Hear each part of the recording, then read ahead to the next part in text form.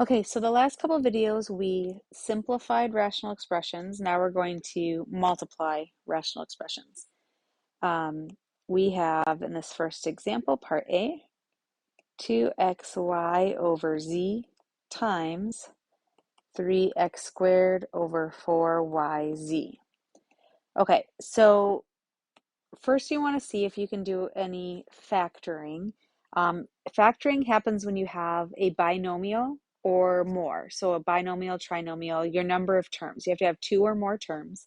If you have just one term, even though there's a 2, an x, and a y, this is all just one term. This z is a single term, 3x squared. These are monomials. 4yz is one term. You can't factor one term. So we can, at this point, identify our domain. Remember, once it's all factored, or in this case, we can't factor, our domain is when our denominators cannot equal 0. So we have the denominator of our first fraction, z, can't be a 0. And the second fraction, 4yz, cannot be a 0. So we already know that z can't be a 0. And then what you just want to keep in mind here is anytime you're multiplying a 4 times a y times a z, the only time that you get 0 back as your answer is if you're multiplying with a 0. We already said z can't be 0 here, so we have to just say the same thing for the y, that the y cannot be equal to a 0. Because if we made the y a 0 right here, 4 times 0 times whatever z is, that gives us a 0 denominator, and we cannot divide by that. If we made z a 0, well, this whole rational expression here would be undefined because we'd be dividing by a 0. Or if we put a 0 in here, 0 times 4y would be 0. Now we're undefined. Okay, now let's get back to our multiplying. When you're multiplying rational expressions, it's just like multiplying fractions. We're going to multiply straight across, multiply the parts that go together. So 2 times 3 gives us 6. X times x squared, we add our exponents and get x to the third power. And that y doesn't have any y's to multiply with, so it just carries along. In the denominator, we want the coefficient first, so we have a 4 that doesn't have anything to multiply with.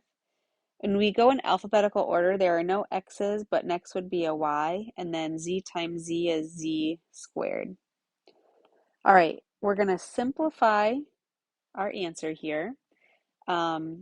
6 over 4, if you have a 6 divided by 4, that would reduce to a 3 over 2 if we divided those both by 2. And now let's go through each of our bases. So we have an x to the third power. Do we have any x's down here? Since we do not, the x to the third power stays there. Then we do have a y divided by a y. So those y's actually will cancel out. We can move on to our z's. There's a z squared on the bottom, but there's no z squareds in the numerator. To simplify that with, the z squared is going to stay. So the product of this is 3x cubed over 2z squared for all x's, not x's, for all, what was our domain? For all z's not equal to 0 and y's not equal to 0. Okay, so that's how that works if you have just monomials within your rational expressions.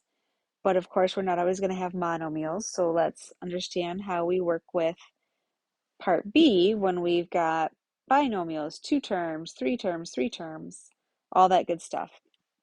So we're multiplying 3 fractions together. We're going to rewrite the entire problem in factored form. We're going to factor every part of this.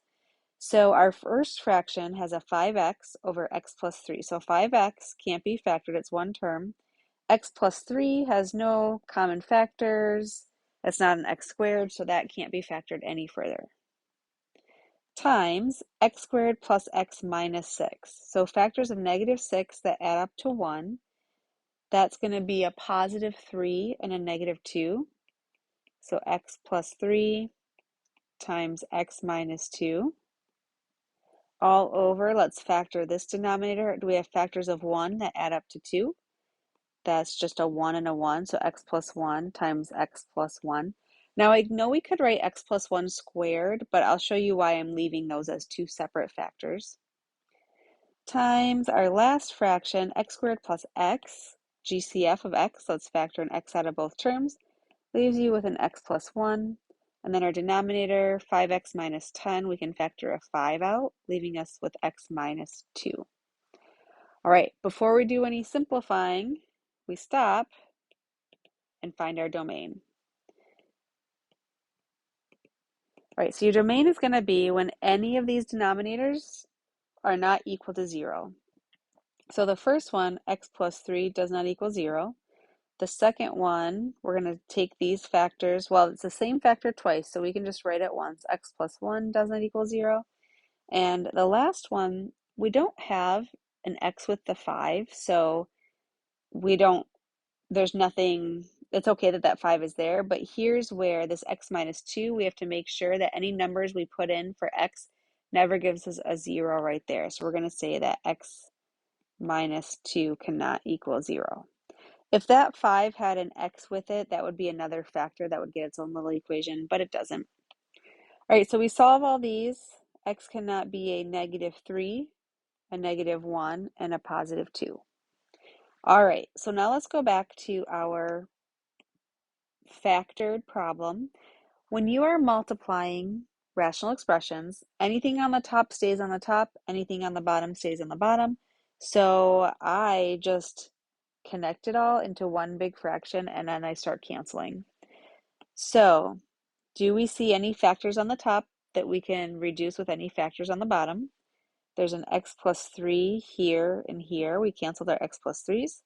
I see an x minus 2 canceling this x minus 2. There is an x plus 1 that's going to cancel one of those x plus 1's. That's why I just kept those separate, because they might cancel separate from one another. If we had a second x plus 1 in the numerator, then we would cancel that, but we just had a single x plus 1. This 5 right here will cancel with that 5. And I think that's everything. So what do we have left in the numerator? We have an x and an x. So x times x, we'll just go ahead and write that as x squared. And then the denominator, all we have is that x plus 1. So the product of these three fractions simplified is x squared over x plus 1. But we're going to add in, for all the x's except for negative 3, negative 1, and 2.